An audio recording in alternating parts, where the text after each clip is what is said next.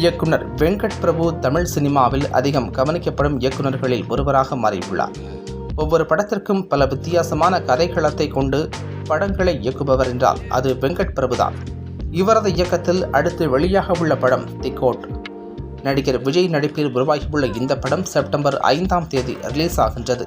Code படத்தின் டிக்கெட்டுக்கு ஏற்பட்டுள்ள demand காரணமாக தியேட்டர்கள் காட்சிகளை அதிகரித்து கொண்டே செல்கின்றன.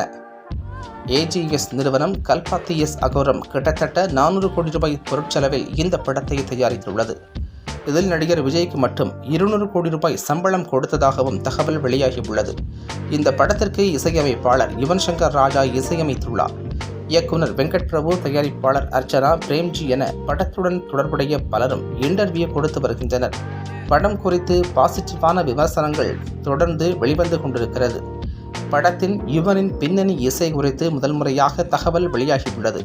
படத்தை பார்த்த விஜய் கோட் படத்தில் யுவன் பின்னிட்டாயா என்று மனம் திறந்த வெங்கட் பிரபுவிடம் கூறியுள்ளார்.